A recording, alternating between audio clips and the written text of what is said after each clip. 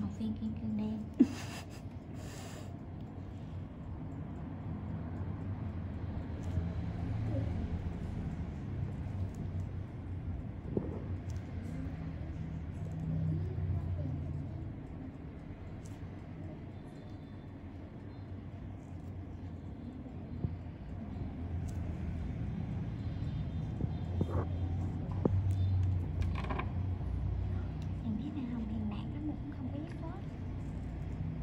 Hiền hỏi ghé xuống cho chị xíu Hiền.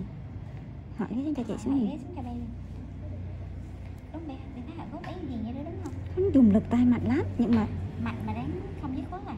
Biết đâu không? Có đòi dứt khoát à? Biết đâu không? Đã chưa sang lực là đỡ ngưng hả? Không phải. Hắn để cái tay cái má của hắn xa với cục mụn quá. Không, họ thấy để cũng gần lắm nhưng mà hắn hơi đâm xuống. Ta là thấy xa quá. Thành ra hắn ép cục mụn không có lên được. Đãi lực mạnh lắm đó. Lực mạnh mà. Gạt tay bạn đi ta yếu lắm dí, đã vô phát ta đứng ngồi ta đau dâm. Còn béo rồi.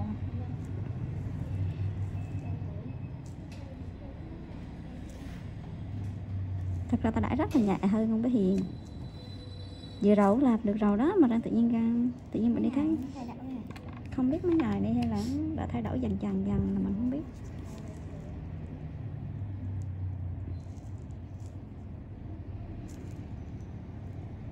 Hiền nói chị bé làm nhẹ không? Cái mụn bát ngày quấn mềm xìu luôn mà. Theo cảm nhận của ta thì ta nghĩ là bé Hiền để bị sao quá. Để làm ta. Còn thấy cảm nhận của họ vẫn đâm cái mắt tay xuống rồi. Chúi xuống quá hả? Không có hở ở đây.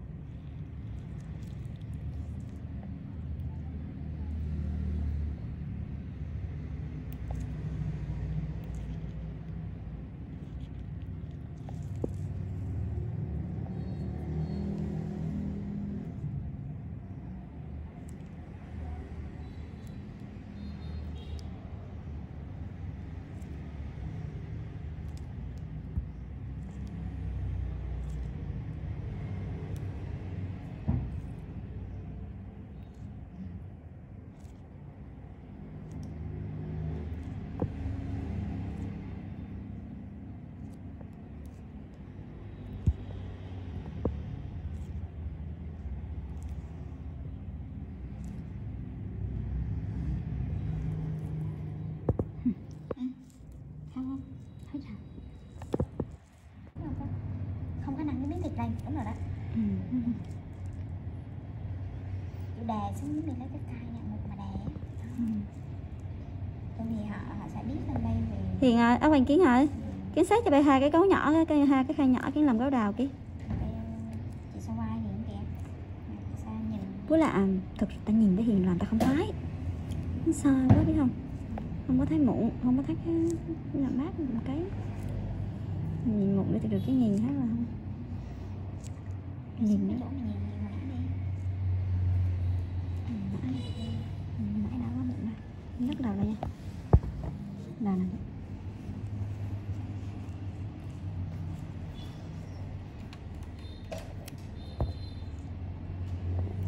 Mãi nhìn đó thôi. dầu cho một xíu xíu.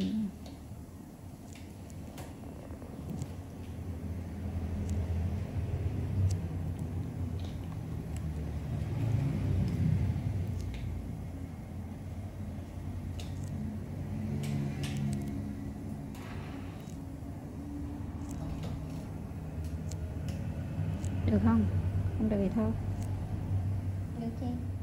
Cái này có được không? Đang được mà.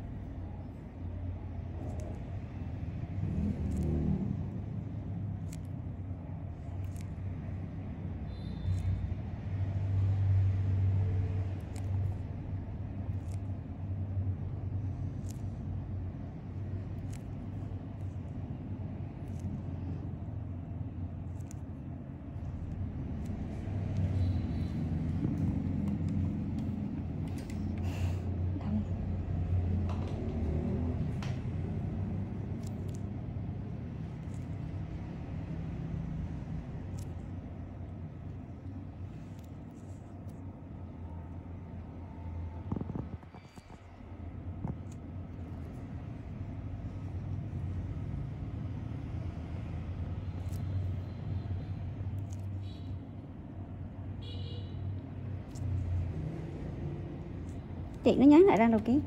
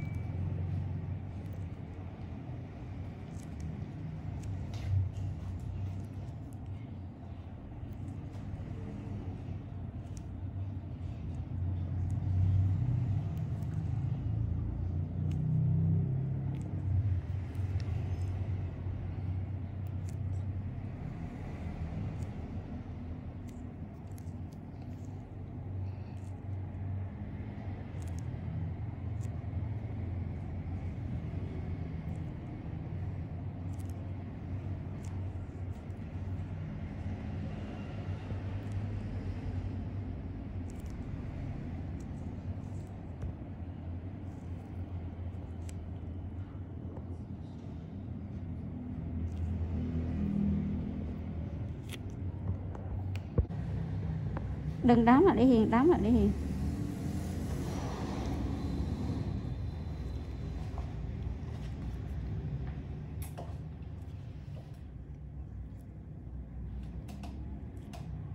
Ý là chạm này có đi không? Ừ? Con đi cho vui không? Đi, con đi thôi.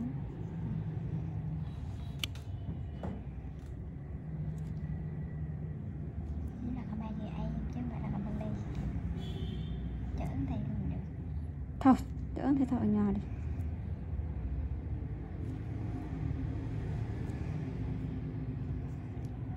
Ví dụ như không được á thì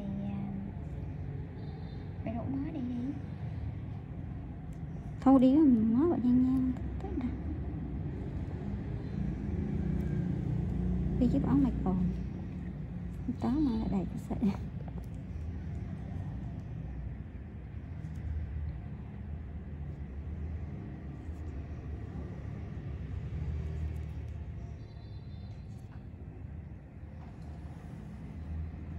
Lại xa thế là không lay tới vậy. Đúng.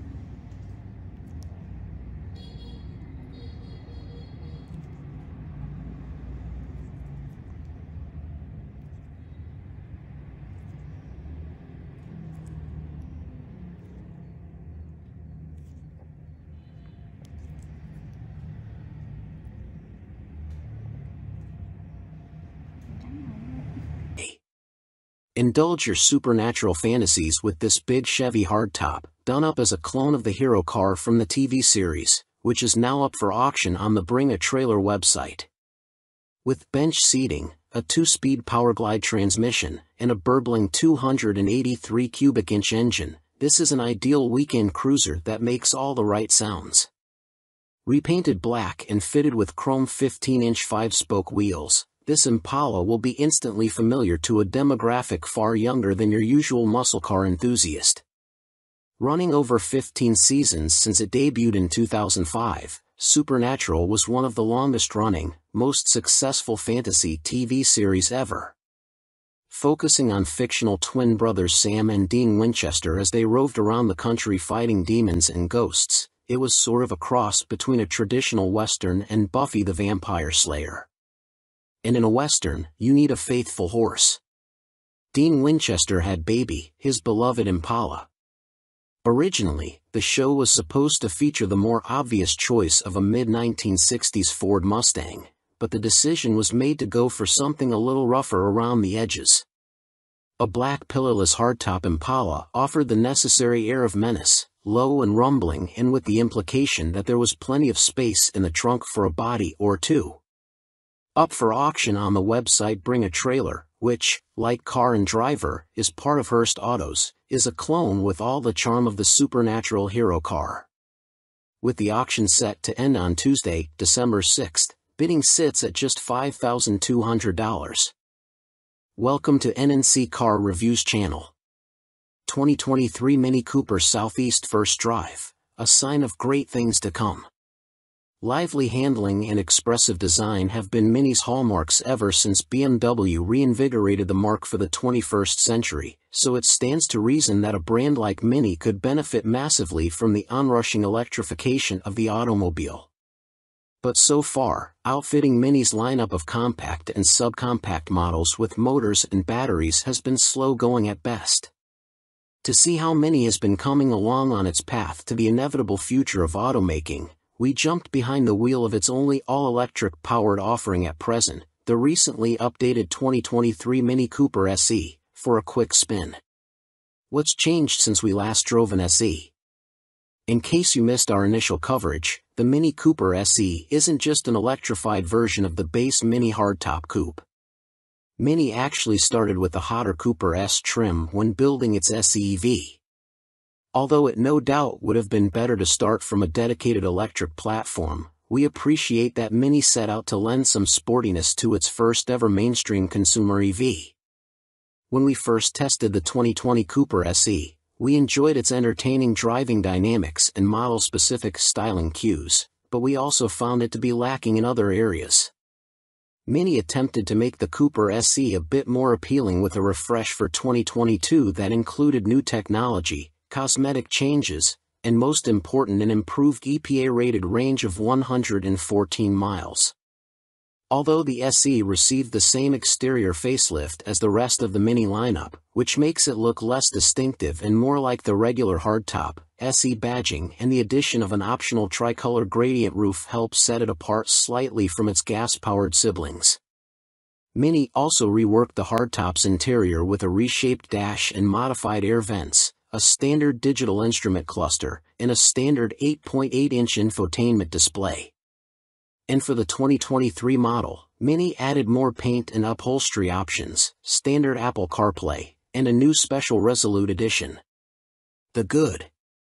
The Mini Cooper SE's new face is kinda cute, sort of like a Pokemon you can drive, and it's only available in a 2-door body steel, a positive to us in a world where the number of true coupes is drastically shrinking. The roof gradient effect is also very cool in real life, and Mini even affixes a small roof spoiler that enhances the sporty look. The inside is as distinctive as the exterior but remains fairly ergonomic despite the quirky design. As with the gasoline models, the SE's power switch is a tab that's laid out within a row of switchgear, adding a little bit of fighter pilot fun to starting up the car. Mini also equips the SE with a conventional shift knob, a reminder that this is a transitional vehicle between the existing line of hardtop variants and what Mini says will be a dedicated EV platform in the future. Rather than positioning the regenerative braking mode selector as a click down from drive, Mini places the selector switch amid the rest of the car's hard controls on the center stack. Drivers can select between the standard mid setting, the more responsive sport mode, the frugal green mode, and the super conservative green plus mode.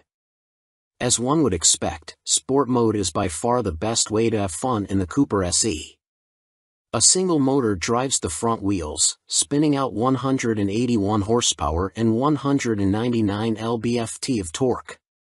In our testing, the Cooper SE hit 60 miles per hour from a standstill in just 6.0 seconds, making it quicker than the 6.6 second run managed by the 2022 Cooper S Sidewalk convertible we tested.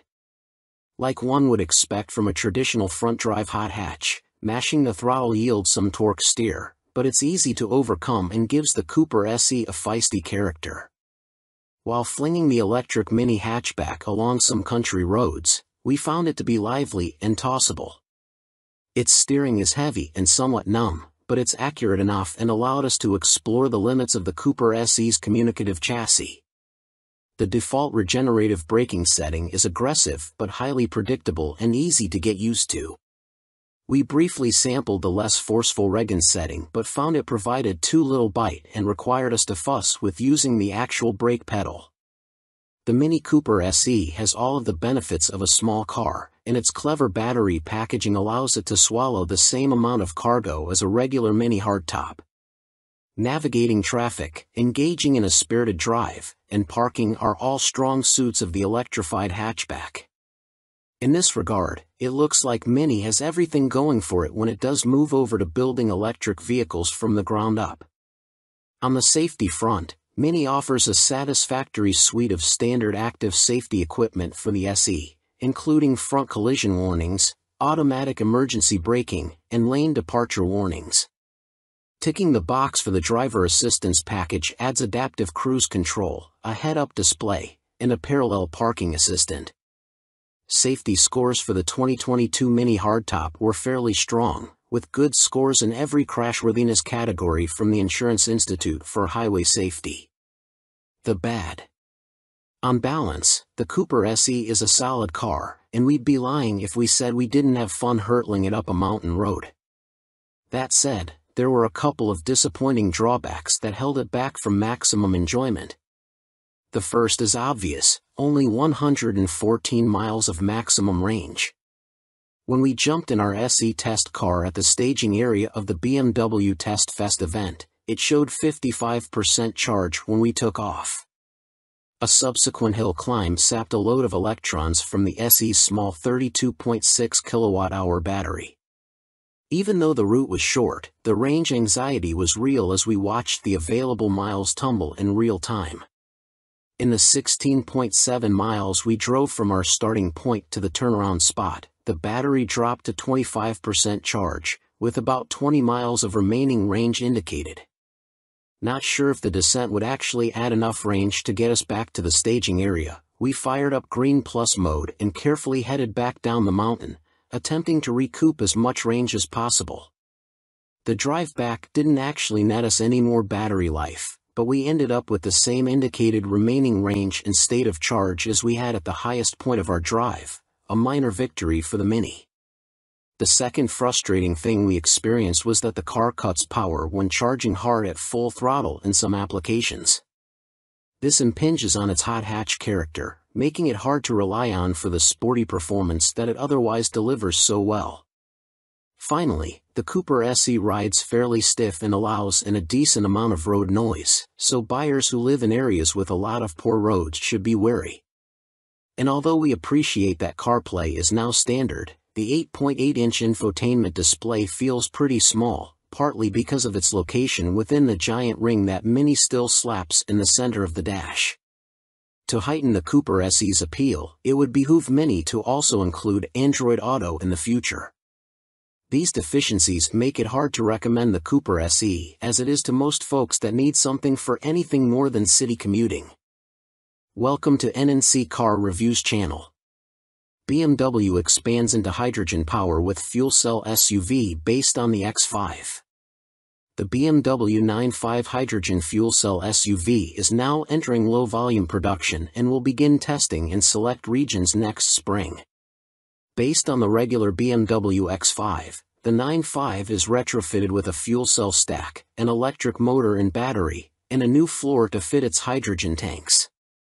BMW believes both electric and hydrogen-powered vehicles are necessary to combat climate change, with the 9.5 a potential precursor to future models. Along with a growing number of automakers, BMW says it's committed to combating global climate change and aims to be carbon neutral by 2050. Unlike many automakers, however, the German brand believes hydrogen fuel cell vehicles will play a big role in reaching that goal, alongside battery electric vehicles, of course. Leading the charge is the hydrogen-powered BMW 9.5 SUV that has just begun low-volume production. It was first previewed a few years ago by the iHydrogen Next concept that appeared at the 2019 Frankfurt Auto Show. Starting sometime next spring, 2023, the small batch of 9.5s that BMW is now building will hit the streets in select regions around the world for testing purposes. Based on the regular BMW X5, which is built in the company's factory in Spartanburg, South Carolina, the 9.5 is assembled at BMW's Research and Innovation Center in Munich, Germany. The transformation from X5 to 9.5 includes swapping in an entirely new floor to fit the fuel cell system's two hydrogen tanks that are located under the midsize SUV's central tunnel and rear seats. The tanks have a total capacity of about 16 pounds and feed an underhood fuel cell stack paired with a rear-mounted electric motor and battery. BMW says the 9.5's entire fuel cell electric system makes a combined 374 horsepower. The company also says its curb weight is comparable to the plug-in hybrid X5, which weighed 5,627 pounds on our scales. BMW claims the 9.5 can accelerate from 0 to 62 miles per hour in under 7 seconds and has a top speed of 118 miles per hour. It also has an estimated driving range of around 310 miles, although that claim is based on the optimistic European WLTP cycle. BMW believes that fuel cell powertrains will provide a carbon-free alternative to customers with needs that can't be met by EVs, such as those who need to refuel quickly and don't have fast charging access. The company also thinks hydrogen power will help offset the challenges that electrification faces, especially with medium and heavy-duty trucks. Other issues the technology is said to address include regions with constraints on electrical grid capacity and renewable resources.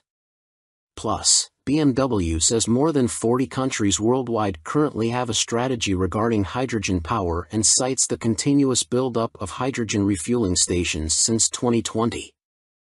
Welcome to NNC Car Reviews channel. Custom Restomod 1965 Dodge D200 wedges in a modern Laramie interior. Classic on the outside, modern on the inside. Fooled again. Never saw it coming until you open the truck door.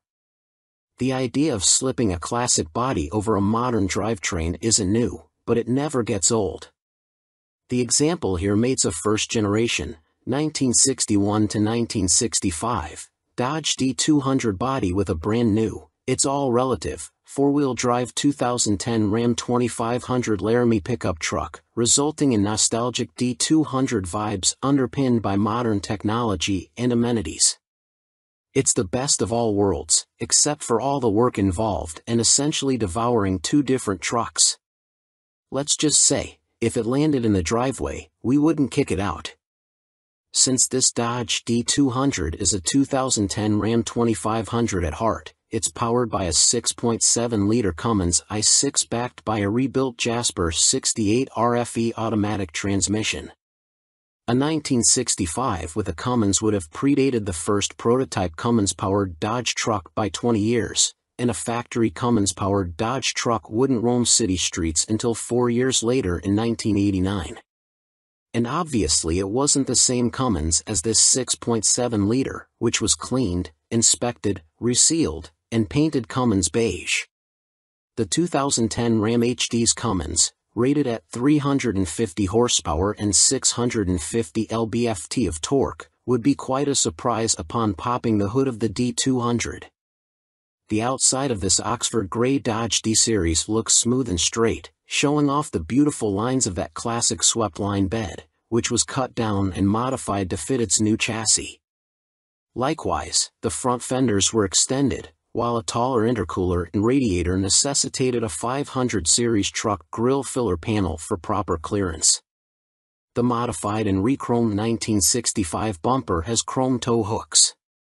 The side mirrors, door handles, rear bumper, and tailgate tout modern functionality despite their old-fashioned looks. The vintage-looking stainless power mirrors are compatible with the factory Laramie controls, and the polished original stainless refrigerator door handles were modified to work with the 2010 door latches, retaining power locks and door switches. The rear bumper houses factory 2010 backup sensors, and an aftermarket backup camera hides in the tailgate. Lastly, a flip-down license plate covers the hitch receiver. A 3-inch lift, suspended by Rancho shocks, looks correct atop 37 by 13.50 BF Goodrich KM3 mud terrain tires. The white-black Rhino Armory wheels are highlighted by 96 polished stainless flange head bolts. Custom clips mount the polished OEM vintage Mopar hubcaps. Side note, we feel back for whoever's responsible for keeping these wheels clean. RBP power steps with LED lighting help passengers get in and out, and German Hella headlights and fog lights help light the road, as do LED taillights. While the outside looks like a 1965 Dodge D200, the inside does not, at all. From dashboard to front seats to all the wiring and modules, the brown interior is mostly 2010 Ram Laramie. That means dual-zone climate control, Laramie power heated and cooled front seats, heated steering wheel, and so on. That also means the factory-installed trailer brake controller, exhaust brake, and TPMS and ABS systems all work. Not bad for a 65. Welcome to NNC Car Reviews channel. Tesla Model 3 Highland update coming soon, according to insiders. Despite its continued popularity, the fact remains that the Tesla Model 3 EV sedan is getting a bit long in the tooth. The EV landscape is very different compared to when the Model 3 was first introduced, and the automaker faces real market threats from competitors like 2023 Hyundai Ioniq 5, which won our SUV of the Year award, and more directly from the upcoming Ioniq 6 sedan. So a new report from Reuters with insider details about a potential upcoming refresh are not surprising. Rumors have swirled for quite a while that Tesla has been working on an update to the Model 3 codenamed Highland, but thus far Tesla has not confirmed them. Despite that, for individuals with knowledge of the Highland project told Reuters that Tesla is getting ready to put the updated Mode 3 into production, and that it will feature new styling and other updates. However, it won't be merely a cosmetic refresh. Tesla is taking a hard look at the Model 3's underpinnings to find ways to simplify production and use fewer interior components, all in an effort to reduce cost. Despite recent reports that Tesla earns more profit per vehicle than Toyota, Tesla's stock has dropped by approximately 41% between September 2022 and November 2022. So, it's no surprise that the automaker is looking for ways to save money, especially on a high-volume car like the Model 3. 2 of the 4 unidentified sources claim that the updated Tesla Model 3 will be manufactured at the automaker's Shanghai and Fremont factories, with production in Shanghai starting in the third quarter of 2023. Welcome to NNC Car Reviews channel. The Dodge Challenger SRT Hellcat's manual transmission is back after a brief vacation. Well, it looks like the Dodge Challenger SRT Hellcat's manual option, after having been removed from Dodge's site earlier in 2022, is back in the lineup for 2023. The 6-speed Tremec manual is listed as the standard transmission for the non-red-eye Challenger SRT Hellcat in official documents. But where did the Tremec go, and why? Don't blame the lack of popularity of manuals in most new car sales. Dodge's reasoning is a bit more digital than that. The Powertrain Control Module, PCM, fitted to manual-equipped Challengers required a new calibration, putting any chance of getting a stick on the model on ice for the rest of the 2022 model year. A forum post, via Road and Track, dating back to December 10, 2021 shows that the manual transmission version of the Challenger Hellcat was not available for 22. However, looking on Dodge's website at the time, every other manual option of the Challenger could be ordered, but the Hellcat manual isn't even on the site. That same forum post also alleged that getting the manual transmission paired with the Hellcat's 6.2-liter supercharged Hemi V8 to pass emissions is the issue, which could imply this is the required recalibration Dodge mentioned. There might be some grain of truth to that, but we weren't able to directly confirm. When we did ask if there was a calibration issue with the Challenger Hellcat, Dodge acknowledged there was, but added that updating calibrations are a normal part of vehicle production and that this isn't related to the issues with silicon-based chip and PCM supply shortages currently disrupting the industry. Setting up this new calibration ultimately required, well, a single model year. After initially saying it was unsure of when the updated programming would be ready and the Challenger Hellcat would return to availability, Dodge quietly added it to its 2023 Challenger specifications documents. That means now, anyone interested in a manual Challenger Hellcat, and why wouldn't you be, needn't pick something else or go with the automatic if they have their hearts set on a supercharged 6.2-liter V8. Welcome to NNC Car Reviews channel. Toyota confirms Grand Highlander SUV with hybrid max powertrain.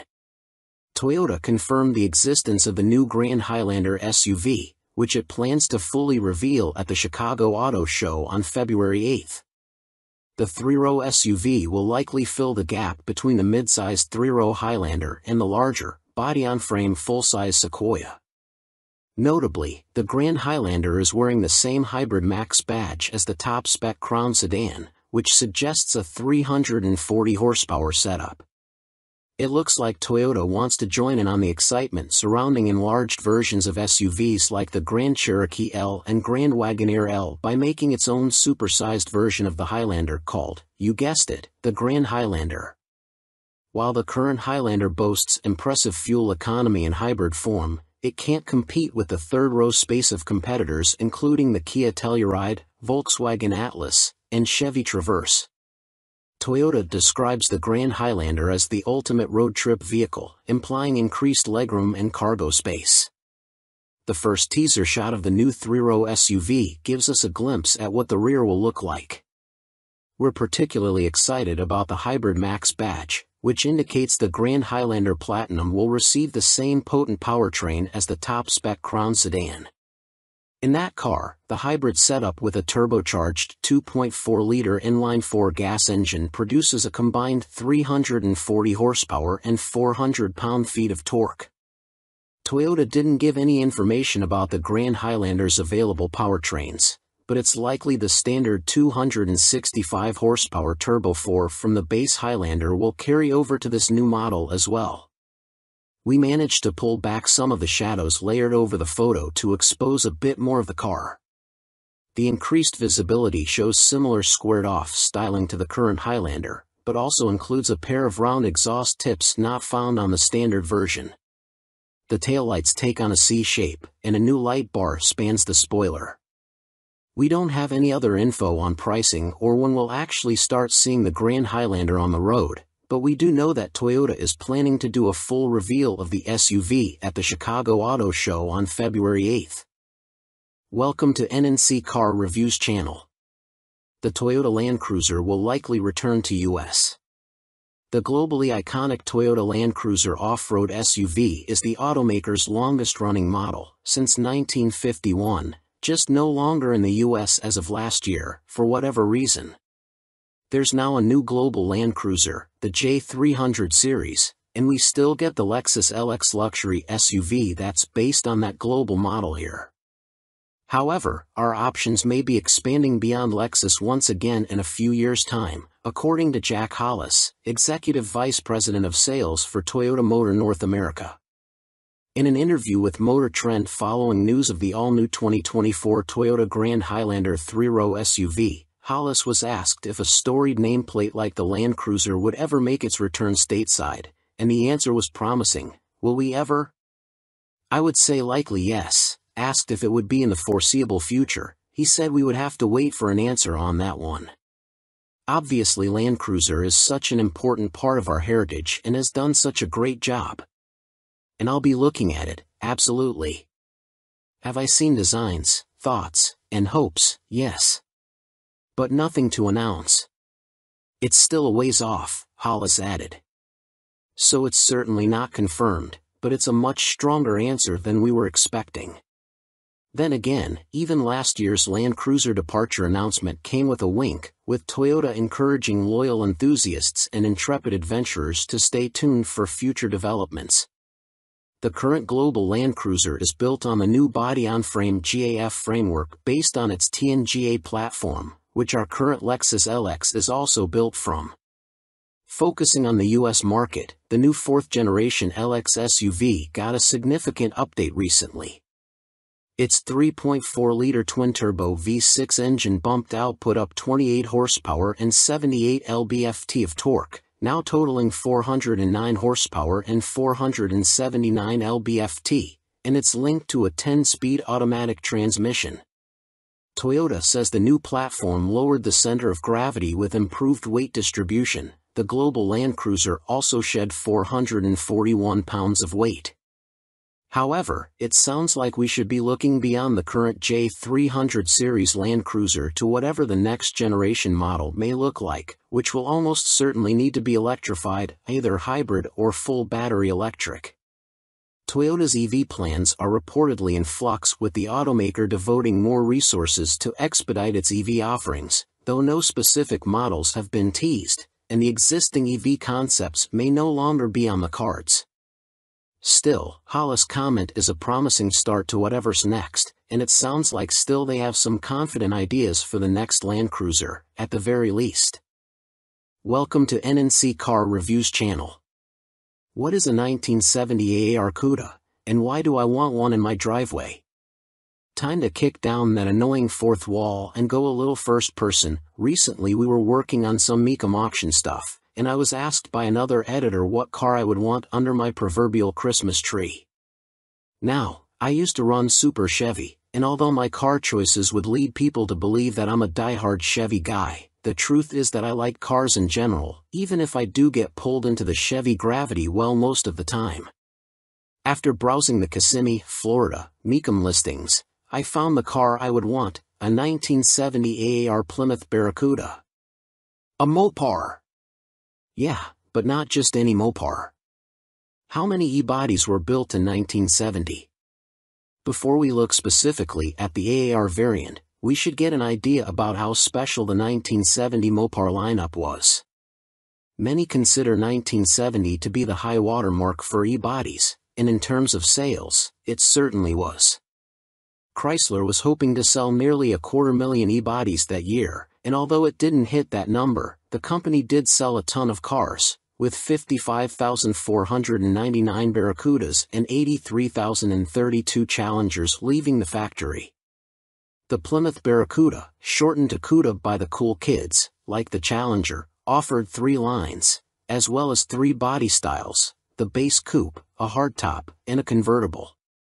A whopping 9 engine options were on the menu, ranging from the base 145 horsepower slant-6 to the iconic 455 horsepower 426 Hemi V8. What is an AAR CUDA? Anyone who knows me would tell you that I'm into the whole pro touring deal, so that might be why the AAR CUDA flips my switches. The AAR CUDA joined the Plymouth family in March of 1970, and was a tribute to Dan Gurney's All-American Racers, AAR, Barracudas being run in the SCCA Trans Am series. The track version the team fielded was powered by a 440 horsepower 305-inch V8 topped with a lone 4-barrel carb. The civilian AAR CUDA was built to approve, homologate, in fancy talk, the small block engine for SCCA racing use. Only 2,724 AAR CUDAs were built in 1970 at the Hamtramck, Michigan, plant. The AAR was only produced for 1 year, making it a fairly rare piece of automotive and racing history. What engine was in the AAR CUDA? The street version of the AAR CUDA got a 340-inch, 4.04-inch bore/3.31-inch stroke, iron block V8 with iron heads, solid lifters, and 3 two-barrel Holley carburetors sitting on an Edelbrock aluminum intake. The 346 barrel was rated at 290 horsepower at 5,000 RPM and 350 lb-ft of torque at 2,800. Not the most powerful offering, but no slouch either. What else made the AAR CUDA different? Though the interior was fairly standard, the exterior was anything but. It was offered in many of the high-impact colors of the day, and given a racy look with a functional matte black fresh air fiberglass hood and distinctive strobe stripes that incorporated the tricolor AAR Shield logo. The trunk lid received a unique black ducktail spoiler, and the rear of the CUDA was raised nearly 2 inches to allow for the side exit exhaust. Related, 1970 CUDA returned to the track after 30 years in storage. The AAR had special stocks and rolled on Goodyear Polyglas GT 60 15-inch tires in the rear and E 60 15-inch tires in the front. This gave the 1970 AAR CUDA the distinction of being the first Detroit production car with staggered wheel sizes. 1,120 were equipped with the A833 4-speed manual trans, and 1,603 had the 3-speed A727 torque flight automatic. You know which one we prefer. Welcome to B&C Car Reviews channel. Polestar 2 BST Edition 270 echoes Polestar's past. Before Polestar became Volvo's all-electric offshoot brand, it was the Swedish carmaker's racing and performance division. Perhaps in a bid to regain some of that sporty personality, there's a new limited production model, the 2023 Polestar 2 BST Edition 270. With the dual-motor Polestar 2 as a starting point, the 270 in the name refers to the worldwide production run. The BST is a nod to its internal BEAST development code. For the $76,900 starting price, the BST is essentially a Polestar 2 with the optional Pilot, Plus, and Performance Pack options. According to Polestar's online configurator, adding these options to a non-BST model takes the price to $66,400. The BST's power output of 469 horsepower and 502 pound-feet of torque is the same as the performance packs, as are the upgraded Brembo brakes. The EV guts are also carryovers, with a lithium-ion battery pack that has a 75.0 kWh usable capacity and DC fast charging up to a 155 kW rate. Range drops slightly though, from an EPA estimated 260 miles down to 247 miles. The BST's price premium is justified with exclusive add-ons that include 21-inch forged wheels with bespoke Pirelli P0s, a front strut bar, a 1-inch lower ride height, painted body cladding, and black mirrors. The big news is the inclusion of special Öhlins dampers that are two-way adjustable up front. To see if those upgrades paid off, we had the opportunity to ring out the BST on the Bay Area's Skyline Boulevard, an abstract scribble of pavement famed for slicing through the redwoods. Within the first few blocks heading out of Burlingame, California, it's clear the BST's ride quality is firmer than the standard Polestar 2 with the performance pack. You definitely feel the impacts from ruts in the pavement, but only large potholes cause any real harshness. The smaller bumps are adequately smoothed over thanks in large part to the Öhlins dampers dual flow valving that allows for distinct behaviors for low and high-speed compression events. It's similar to how progressive springs can add some initial compliance for comfort and stability while also having greater resistance when cornering hard. The difference is that the Öhlins dampers are more easily adjustable to suit your tastes. The coilover spring preloads are also manually adjustable with the right tools. Polestar's Christian Samson, head of product attributes, informed us that our BST was set to 7 on the adjustment scale of 1 to 22, with 1 being the firmest and 22 the softest. That potentially leaves a lot more compliance for everyday comfort and a bit more firmness for a track day, though the 127 miles per hour top speed will limit how much fun you can have on the straightaways. As we find our way to Skyline Boulevard, the suspension begins to shine. You feel a strong connection to the BST and the Pirelli's contact patches with every nudge of the steering wheel, though the steering effort seems too light for spirited driving.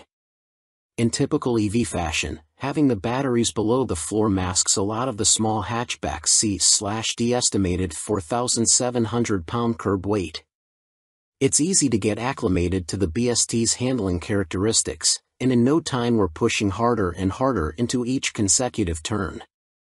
Larger undulations in the road can cause some alarming hops, though. The Polestar BST is as entertaining and lively as the BMW i4, and the lack of synthetic motor noises gives it a more zen-like experience. You hear the tires squeal in turns and whimper when you're hard on the brakes.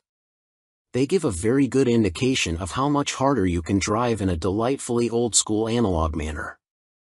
We executed a very subtle four-wheel slide in one bend and were pleased with how intuitive and effortless it was to manage. There weren't any snap releases from adhesion, nor was there any need for any rally car histrionics by sawing away at the wheel. Like a gold medal gymnast, it just stuck the landing. The BST was also well-mannered on slick roads. Mid-corner bumps were barely acknowledged, and there was still an abundance of grip to keep charging with more aggression than most drivers would consider sensible. There's no doubt that the BST is a very different beast compared to the Polestar 2. It's a hardcore version for the few who are willing to sacrifice some comfort for cornering excellence.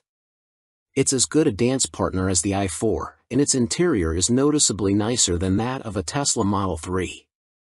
With most EVs taking the SUV route, there are few sporty alternatives that don't cost as much as a Porsche Taycan or an Audi e-tron GT. Unfortunately, if you're interested in a new Polestar 2 BST, you're out of luck as all of the 270 examples have been spoken for. And that begs the question of why Polestar greenlights such a limited production run. It seems likely that the BST is testing the waters for a more serious performance EV in the future. If that ends up being realized, we'll be pacing with nervous anticipation. It's impressive that the BST is able to extract so much more handling prowess from the existing Polestar 2, and bodes well for a purpose-built performance model. Thean Design Porsche 911 Restomod is no backup singer. We must wait for the day when automotive artisans reimagine third-gen Camaros or Fox-bodied Mustangs into immaculate carbon fiber-bodied Restomods that command six-figure prices. Until then, we'll have to keep slumming with the 964 generation of the Porsche 911. Of course, there are plenty of reasons why the penultimate air-cooled 911 is the frequent muse for high-end tuning outfits. There is no shortage of cars to start with, Porsche having sold more than 60,000 of all variants globally between 1989 and 1994. Interest, and values, are also high enough to find a market for expensive transformations. The most famous recreator of the 964 is undoubtedly Singer in California, which has been producing versions that cross the boundary from car to automotive art for more than a decade. But an increasing number of other shops are now getting into the same space. Last year, we told you about an EV version produced by Everetai in the UK, although we struggled to see what the electric powertrain added to the experience. Now here's another British firm, but this one sticks with internal combustion. The small shop is called Thean Design, and it gave C/D the chance to experience a partially carbon fiber-bodied 964 just before it was shipped to a buyer in Chile, hence the car's Chi001 name. Oh, and that customer is a successful blueberry farmer, if you're wondering about the reason for its violently violet color scheme. As with many similar businesses, Thean Design was born from a personal passion, in this case, the quest of a man named Adam Hawley to build his own perfect 964 while working 9 to 5 as a car designer for big auto companies including Jaguar Land Rover. The car was eventually finished to a standard that had friends and acquaintances asking him to create something similar for them, leading to the establishment of Thean Design with business partner Lucinda Argy, who is also his wife. While the Thean Chi 001 shares its basic form with the 964, its detailing is clearly inspired by that of earlier 911s. It has lost the full-width rear light bar it was built with and gained both 930 turbo-style bumper overriders and headlamp bezels. The original car underneath the conversion was a Carrera sold in Japan, but it has been stripped to component parts and completely rebuilt. Structural changes include a carbon fiber roof, trunk lid, engine cover, and spoiler. The fenders and bumpers are made from a sturdier carbon Kevlar blend. Weight saving over a regular 964 is around 220 pounds, according to Hawley, with the part composite bodywork also making the car stronger. Up close, the attention to detail is close to obsessive, including touches such as the symmetric mounting of the twin ignition coils on the engine firewall and the invisible integration of a center, high-mounted brake light into the rear window surround. Thean's customers have a choice of powertrains, including the intriguing option of a supercharger conversion the company has developed for the air-cooled flat 6. The Chi 001 is running a naturally aspirated 4.0-liter engine. Individual throttle bodies and careful internal balancing take peak output to 400 horsepower at 7,100 RPM. It has also lost its original all-wheel drive system, and power is now sent exclusively to the rear axle through a 6-speed 993 generation gearbox and a limited slip differential. Not every part of the experience has been updated. Getting in, we find the familiar, slightly offset driving position, and although beautifully ret-rimmed in a vibrant hue to match the exterior paint, the cabin's basic architecture is unchanged. But starting the engine reveals an immediately different character to a regular Carrera of this generation. First, the bark of the exhaust, which switchable acoustic flaps vary from loud to very loud. Second is the immediacy of the engine's responses to even slight accelerator pedal pressure, thanks to an ultralight flywheel. Comparing Thean's car with a regular 964 is made complicated by the increasingly distant memories of what the original car was like when new, but this one drives with a level of poise and precision it seems hard to imagine that any stock 964 possessed even when factory fresh, with the possible exception of the famous RS variant. The Chi 001 steering feels direct and slack-free for an air-cooled 911. It retains hydraulic assistance, but this is now powered by an electric pump. Revised suspension geometry, stiffer bushings, and active dampers increase the precision with which the front end can be placed, although they also mean there is less sense of the 964's fundamental rear-biased weight distribution in corners. Easing the accelerator with the chassis loaded up tightens the line progressively but not snappily. The biggest dynamic difference is probably down to the modern Michelin Pilot Sport PS2S mounted on the period Fuchs-style rims, which give an abundance of grip. The ride is firm even with the adaptive dampers in their softest setting, but not uncomfortably so. Yet the engine is the Chi 001 starring feature, impressively muscular low down but with what feels like an inexhaustible appetite for revs that the scalpel-sharp accelerator encourages a driver to exploit. The tachometer only goes to 8,000 RPM, but the limiter is actually another 500 RPM beyond that. Working against just 2,570 pounds, it feels 21st century fast, too. The gear shift is perfectly weighted, and despite the switch to carbon ceramic brakes, the middle pedal feels similarly natural in its responses. This love story may have you question our critical faculties, but the car does have some downsides. The first is the price. While considerably short of the seven-figure expenditure required for one of Singer's pixel-perfect offerings, a buyer will still need to pay Thean around $500,000, at current exchange rates, to get something similar to this car, plus the cost of the donor 911. The second is the weight. The company already has a substantial order bank it needs to work its way through and can build at no more than 5 cars a year. Welcome to B&C Car Reviews channel. Steve McQueen's Bullitt movie Mustang suddenly reappeared. This is how it happened. Steve McQueen's Highland Green 1968 Ford Mustang GT Fastback vanished 38 years ago. The ominous-looking pony car with the barking 390 cubic inch V8, which starred in one of the greatest chase scenes in movie history in the film Bullitt, with McQueen doing the driving in many of the shots, may have been lost, but it was never forgotten. Certainly not by Mustang aficionados, who speculated on its whereabouts for almost 4 decades, titillated by the occasional internet post or word of a spectral sighting. So when the Bullitt Mustang suddenly appeared at a Ford press preview at the North American International Auto Show in Detroit on January 14, 2018, the assembled journalists, car nuts, Ford execs, and Mustang fans went full geek.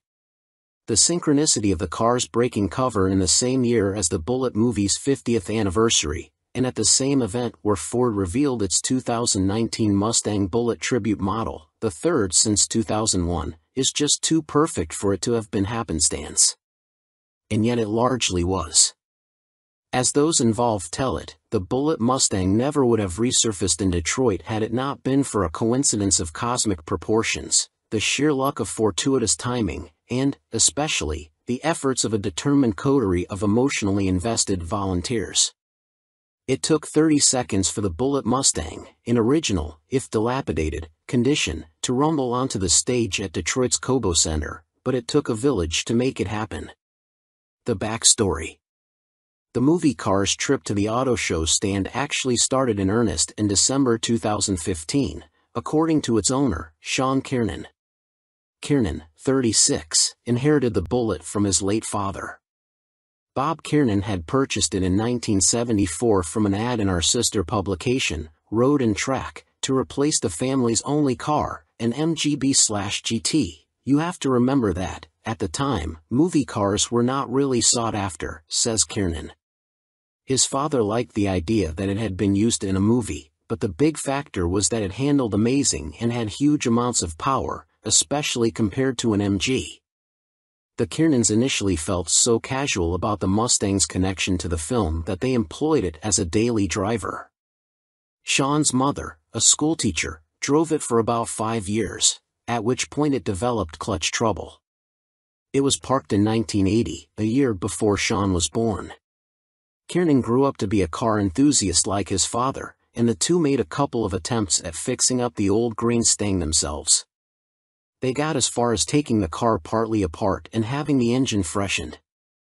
The odd thing that happened, says Kiernan, is that the car just stayed in the garage all those years, as a project car does, and the internet was born while she just sat there, and in turn the rumors began to form. Not until 1999 was there any intention of keeping it under lock and key and a secret. My father and I always wanted to reveal it in the right way to squash any rumors that he was a hoarding car collector, and then I was just going to drive it to have fun. But Kiernan's father fell ill and passed away in 2014 before they could get the Mustang reassembled. At that point, says Kiernan, he was feeling the emotional gut punch of his father's death and was in a quandary about what to do with the car. I was struggling, he says. Then came the coincidence that changed everything. In December 2015, Kiernan, a salesman of automotive paint and supplies who lives outside Nashville, was returning from a day of sales calls with his boss, Casey Wallace. Wallace, the company's regional sales manager, had come in from out of town. On the long drive back to the office, Wallace asked Kiernan what cars he had inherited from his father. A 75 Porsche 911 and a 68 Mustang GT 390 Fastback, answered Kiernan. Wallace was intrigued and wondered what color the Mustang was. Green, replied Kiernan. Huh, responded Wallace. Sounds like the Bullitt Mustang. Kiernan recoiled. Was the family secret blown? Kiernan knew Wallace was no car guy. He barely knows how many tires are on his truck. How the hell did he know anything about Bullitt? What Kiernan did not know about his boss was that Wallace had a side business. Wallace explained to Kiernan that he and his best friend, independent film and video director Ken Horstman, were partners in a film production company called Spyplane Films.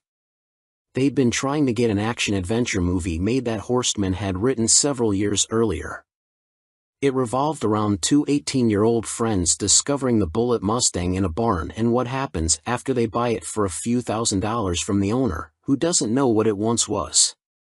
Bad guys arrive and separate the kids from the car. Mayhem and car chases ensue.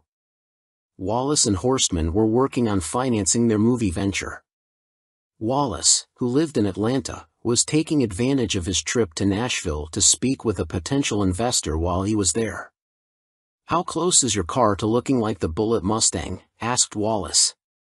Damn near exactly like it," Kiernan answered, stunned. What were the chances that a fellow paint salesman who happened to be Kiernan's boss also happened to be in the movie business? And that same person also happened to be trying to make a film that happened to be about the Bullitt Mustang that Kiernan happened to own? And then, recalls Kiernan, I had this overwhelming feeling. It was actually the first time I had felt my father's presence since he had passed away. I felt him in the truck with us. And suddenly Kiernan knew what to do.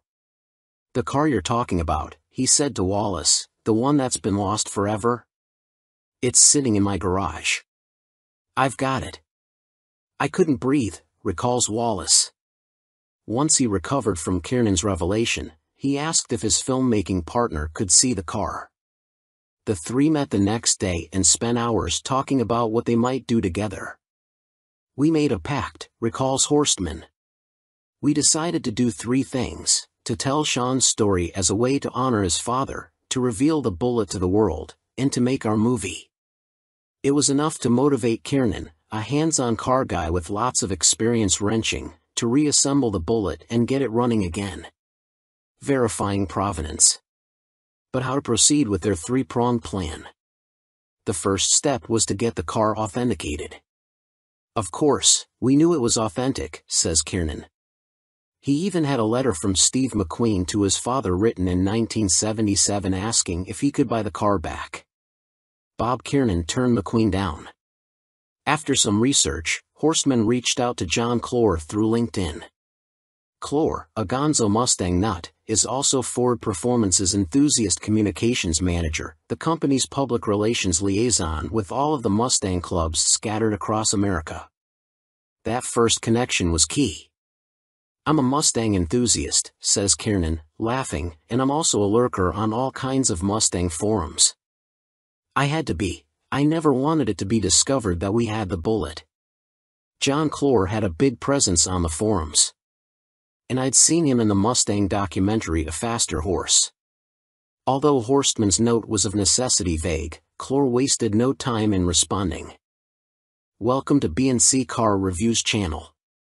Tested, 2022 Volkswagen Taos plays big among subcompact SUVs." The all-new 2022 Volkswagen Taos is the product of a familiar pattern in the car business.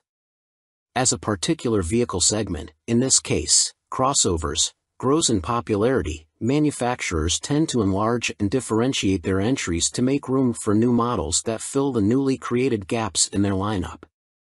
With VW's range of SUVs in the United States swelling to include the compact Tiguan, the midsize Atlas and Atlas Cross Sport, and the electric ID.4, sort of an SUV, we guess, a vacancy has opened up in the increasingly popular subcompact space, among the likes of the Jeep Compass, Kia Seltos, and Subaru Crosstrek. It also helps that VW won't be offering Americans a regular, non-GTI version of its latest Golf hatchback, which we're still sore about. At least the Taos is a compelling little crossover on most fronts. Little is sort of misleading, though, as the Taos is one of the larger players in its class. Its MQB-based architecture rests atop a wheelbase of either 105.6 inches for the all-wheel drive variant or 105.9 inches for the front driver. It has a huge back seat for a subcompact SUV, and its capacious and easily accessible cargo hold can swallow 25 cubic feet of stuff behind the rear seats, 28 cubes if you forego all-wheel drive. On the road, if you don't know to look for its distinguishing design cues, a broad LED light bar that connects the standard LED headlights plus chrome Taos lettering on the rear liftgate, you can easily mistake it for a slightly larger Tiguan. VW says the name Taos refers to the rugged, picturesque town in New Mexico. We didn't go there for our drive, but we did traverse our local Michigan haunts in front drive and all-wheel drive variants, both top SEL trim levels. Powering the Taos is a new 1.5-liter version of the EA211 turbocharged inline-4, a 1.4-liter EA211 is found in the Jetta sedan. Aided by the boost of a variable geometry turbocharger, the engine purrs willingly to its 6,000 RPM redline and produces a respectable, if not quite spirited, 158 horsepower and 184 pound-feet of torque, the latter from just 1750 RPM. That's less grunt than you'll get from a top-spec 175 horsepower Seltos 1.6T or a 250 horsepower Mazda CX-30 Turbo, but it's perfectly adequate for casually merging onto highways. Standard front-wheel drive models pair the Turbo 4 with a conventional 8-speed automatic transmission. All-wheel drive versions get a 7-speed dual-clutch automatic, which VW calls a direct shift gearbox, DSG. The company says this split allowed it to focus both on greater fuel efficiency with the 8-speed and a sportier driving character with the dual-clutch. The front-wheel drive SEL model we tested ambled to 60 miles per hour in 7.4 seconds and covered the quarter mile in 15.8 seconds at 87 miles per hour, making it slightly quicker than the latest Subaru Crosstrek with a 2.5-liter flat-4 and significantly fleeter than a Jeep Compass. An all-wheel drive SEL 4Motion example, which at 3,557 pounds was 313 pounds heavier than the front driver, was only a hair slower to 60 miles per hour, hitting that mark in 7.5 seconds. It also posted an identical 15.8-second quarter-mile time. The more powerful turbocharged Kia Seltos, however, is roughly a half-second quicker than the VW's both to 60 and through the quarter mile. That said, the front-drive Taos is the fuel miser's choice, earning an EPA combined estimate of 31 miles per gallon, versus 28 miles per gallon for all-wheel drive models. Our front-drive example fared well in the real world with a 30 miles per gallon average, and it posted an impressive 40 miles per gallon on our 75 miles per hour highway test, beating its federal rating by 4 miles per gallon. The aforementioned Subaru and Kia, both AWD, managed only 30 mpg on our highway run, significantly behind the 33 miles per gallon that the all-wheel drive Taos achieved in that test. Overall, the AWD version averaged 29 miles per gallon while in our care. Welcome to B&C Car Reviews channel. The all-new 2023 CR-V is everything you want in any terrain. Adventure, a versatile word that covers a lot of ground. Just like the next-generation CR-V. The redesigned midsize SUV is ready for bigger adventures, from crosstown to cross-country, with more capability, a spacious cabin, and plenty of room for gear. The 2023 CR-V boasts a rugged new design with a longer wheelbase and wider stance. Its bold front end, which features a large, upright grille and elongated hood, gets attention. Its powerful posture, accentuated by a sporty roofline, brings the rugged look together from end to end. New dual low-beam headlights create a distinctive look and offer more illumination than previous CR-V models. Wide-open sightlines come standard, but it's up to you and your crew to seek out those priceless views. With roomy seating and sporty details throughout, the all-new interior of the 2023 CR-V makes it perfect for adventure. Feel instantly connected to your surroundings, thanks to a minimalist layout, intuitive steering wheel-mounted controls, and body-stabilizing front seats. Bigger adventures also need more comforting rest afterwards, so each passenger will appreciate the reclining rear seat on all trims. Adventures don't just happen in the wild. They take place every day near home. Have your hands full with gear or groceries? Simply kick your foot under the bumper with the available hands-free access power tailgate. The low, wide cargo opening and expanded cargo area makes it easy to load in and out. Know what else an adventure needs? Better tech and fewer wires. The all-new CR-V provides both. Wireless Apple CarPlay Registered 1 and Android Auto Trademark 2 compatibility are now standard on EXL and Sport Touring trims. With wireless Apple CarPlay and Android Auto compatibility, you can connect the touchscreen to your compatible smartphone. A 7-inch touchscreen now comes standard on all CR-V trims. You can go even bigger by touching, pinching, and swiping through navigation, your ultimate road trip playlist, or that podcast you can't stop listening to with the available 9-inch touchscreen. No cord? No problem. Simply place your compatible phone on the available wireless phone charger 3 to start powering up. Whatever your soundtrack while exploring in the CR-V, hear every note in rich detail with the available Bose Premium Sound System for featuring Centerpoint registered surround sound technology to create a concert-like listening experience.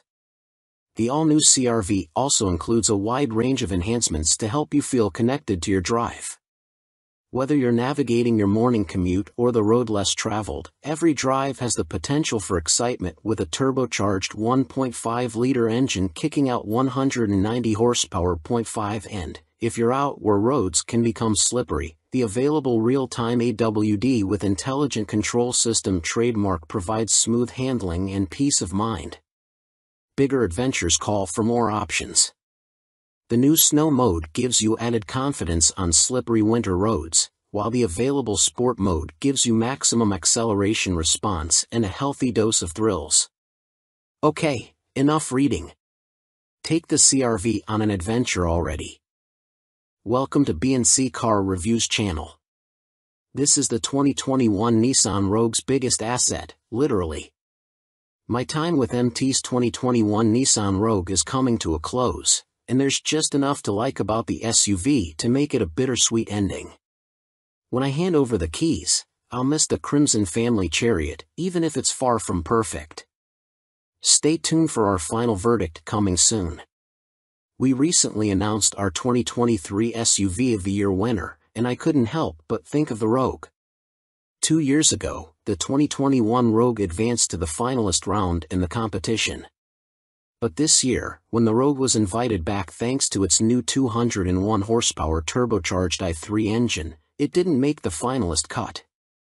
It goes to show how quickly the SUV space has advanced and that the updated Rogue didn't quite move the needle enough, especially in the face of strong competitors like the redesigned Honda CR-V and various electrics. Nissan still doesn't offer an electrified Rogue, though the Ariya fills that gap somewhat. I'm eager to hop into the updated Rogue and try it for myself, but being the used car proponent I'm not convinced I'd spring for the new model over the 2021 version. Although I could use the new Rogue's extra 20 horsepower and its increased low-end grunt, it still suffers from a laggy CVT automatic. Reaching 60 miles per hour takes the same 8.4 seconds as it did in the previous Rogue. Plus, the interior of my 2021 Rogue doesn't feel outdated, except for the infotainment system, which isn't as crisp and responsive to Touch's rival offerings. The updated Rogue's infotainment system still fails to impress. For me, the Rogue's biggest asset is its generous interior dimensions, which haven't changed from the 2021 model year. The wide cargo opening makes it easy to load luggage for the whole family. In the passenger quarters, the Rogue can comfortably fit 2 car seats and a small person in the middle seat without too much trouble. Because the rear doors open wide, entry and exit is effortless, as is loading babies into the SUV. Sufficient headroom front and back enhances the spacious feeling. Despite its roomy interior, the Rogue feels decently nimble and is easy to park.